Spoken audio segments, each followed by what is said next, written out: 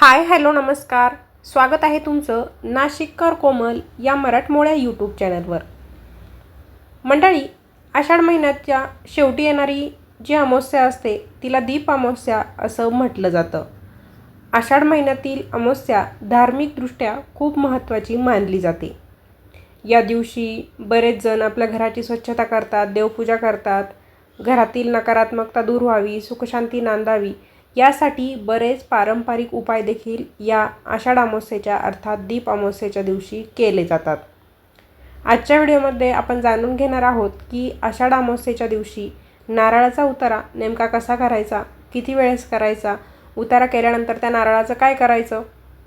त्याचबरोबर अमावस्येच्या दिवशी लक्ष्मीप्राप्तीसाठी, धनप्राप्तीसाठी कोणते उपाय करायचे अशी सगळी माहिती आपण जाणून घेणार आहोत. त्यासाठी व्हिडिओ संपूर्ण बघा.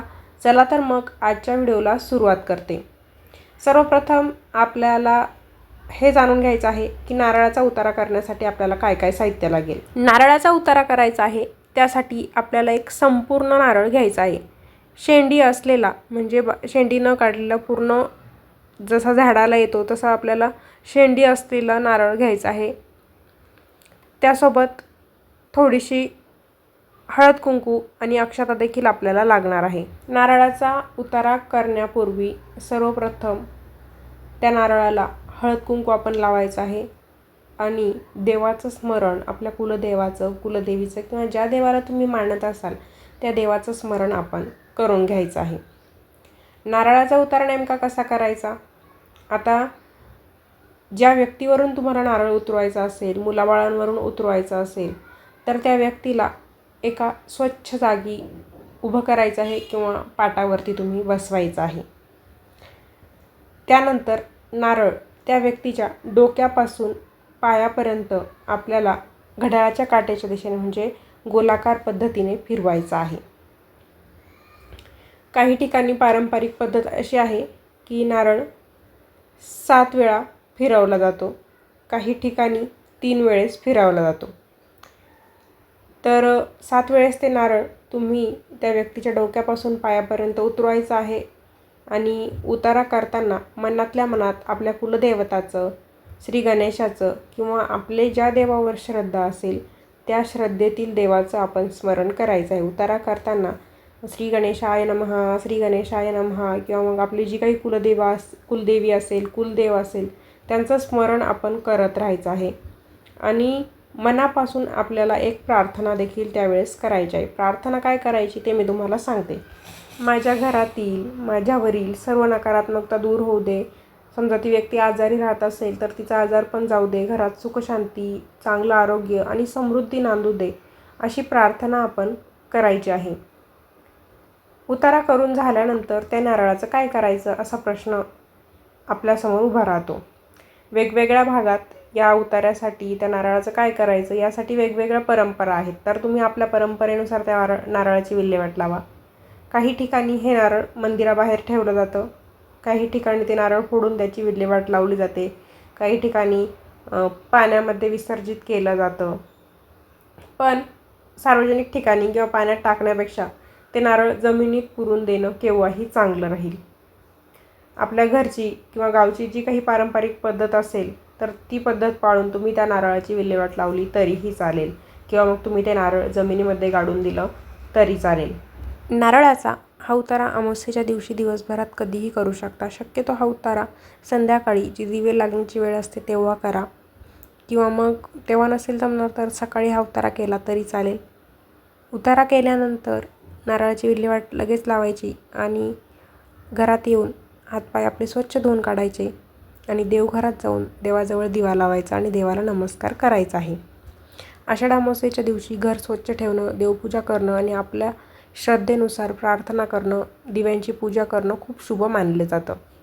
उतारा केल्यामुळे आपल्याला काय फायदा होतो तर नारळाचा उतारा केल्यामुळे एखादी व्यक्ती जर सतत आजारी राहत असेल तर त्या व्यक्तीवरून तुम्ही जर नारळ उतरवलं तर त्या व्यक्तीचा आजार पण लवकरात लवकर दूर व्हायला मदत होते. घरातील नकारात्मकता दूर व्हायला मदत होते. मुलं बाळं सतत चिडचिड करत असतील, अभ्यास करत नसतील तर त्यांच्यावरून तुम्ही हा उतारा केला तर त्यांच्यामध्ये देखील आपल्याला फरक दिसून येतो. फक्त जी व्यक्ती आजारी असेल तिने हा उतारा स्वतः नाही करायचा, दुसऱ्या व्यक्तीकडून हा उतारा करून घ्यायचा आहे. हा उतारा स्त्री पुरुष कोणीही करू शकतं. अगदी तुम्हाला असं वाटत असेल की घराला नजर लागलेली आहे, घरात कोणतंही शुभकार्य होत नाही, कोणतंही काम पुरं होत नाही, तर तो नारळ तुम्ही हळद कुंकू अक्षता वाहिल्यानंतर संपूर्ण घरात फिरवून आणायचा आणि आपल्या मुख्य प्रवेशद्वारावरून त्या नारळाला 7 वेळेस उतरून मग त्याची तुम्ही विल्हेवाट लावली तरीही चालेल. हा उतारा तुम्ही वाहनांवरून देखील करू शकता. दीप अमावस्येच्या दिवशी वाहनांना नारळ फोडणं देखील खूप शुभ मानलं जातं. या दिवशी आपल्या वाहनांची, गाड्यांची स्वच्छता करायची, त्यांच्यावरती गुलाल व्हायचा आणि मग त्यांना नारळ देखील फोडायचा आहे. त्यामुळे वाहनांवर येणारं संकट टाळायला मदत होते. आषाढ अमावस्या अर्थात दीप अमावस्या ही लक्ष्मीप्राप्ती आणि सुखसमृद्धीसाठी खूप महत्त्वाची असते. या दिवशी लक्ष्मीप्राप्ती आणि सुखसमृद्धीसाठी घरातील जे काही सर्व लहान मोठे दिवे असतात, समय असेल, निरंजन असतील, पंत्या असतील, त्या स्वच्छ घासून त्यांची पूजा करायची आहे आणि त्यांना नैवेद्य दाखवायचा आहे. त्यामुळे माता लक्ष्मीचा वास आपल्या घरात राहतं, घर प्रकाशमय होतं. लक्ष्मीप्राप्तीसाठी दीप अमावस्येच्या दिवशी पिंपळाच्या झाडाची पूजा करायची आहे.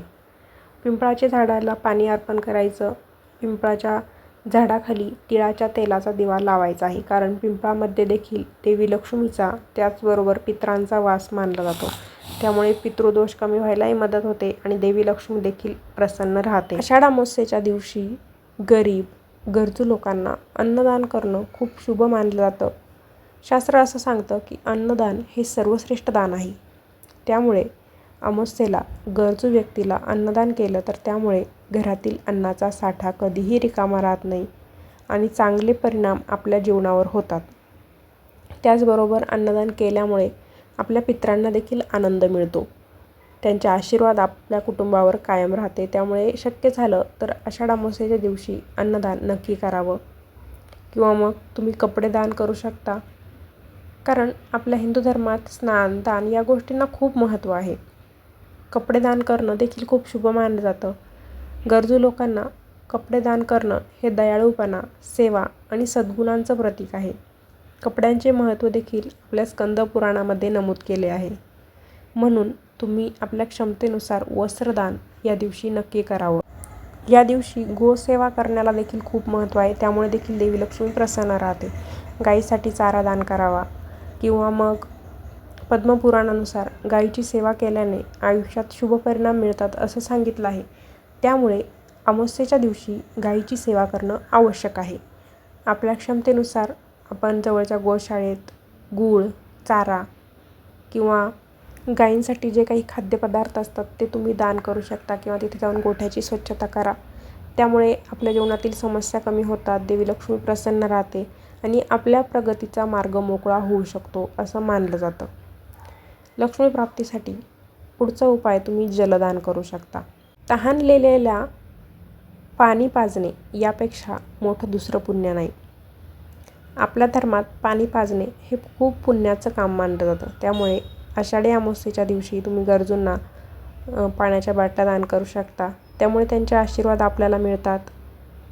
त्याचबरोबर जीवनात आपल्या चांगल्या कर्माचं फळ आपल्याला लवकरच मिळत असतं. या दिवशी स्वच्छतेची कामं चांगली करायची आहे. मुख्य प्रवेशद्वाराची स्वच्छता करायची आहे. घरातील कानेकोपरे स्वच्छ करायचे आहे. म्हणजे अलक्ष्मी घराबाहेर पडते आणि देवी लक्ष्मी आपल्या घरात हसत हसत प्रवेश करते. यासाठी तुम्ही मुख्य प्रवेशद्वारावर हळदीचं लेपन देखील करू शकता. तर मंडळी, अशा प्रकारे आजच्या व्हिडिओमध्ये आपण दीप अमावस्येच्या दिवशी नारळाचा उतारा कसा करायचा, कोणी करायचा, कधी करायचा, नारळाचं काय करायचं, त्याचबरोबर लक्ष्मीप्राप्तीसाठी कोणते उपाय करायचे याबद्दलची माहिती जाणून घेतलेली आहे. काही प्रश्न असतील तर कमेंटद्वारे नक्की विचारा. कोणतेही उपाय करताना फक्त श्रद्धेने आणि सकारात्मक मनाने करायचे आहे. देवापुढे मनापासून प्रार्थना करायची आहे. हा व्हिडिओ तुम्हाला आवडला असेल तर व्हिडिओला लाईक करा. आपल्या नातेवाईकांना, मित्रमैत्रिणींना शेअर करा. अशाच धार्मिक, पारंपरिक आणि उपयुक्त माहितीसाठी नाशिककर कोमल या चॅनलला सबस्क्राईब करा. धन्यवाद.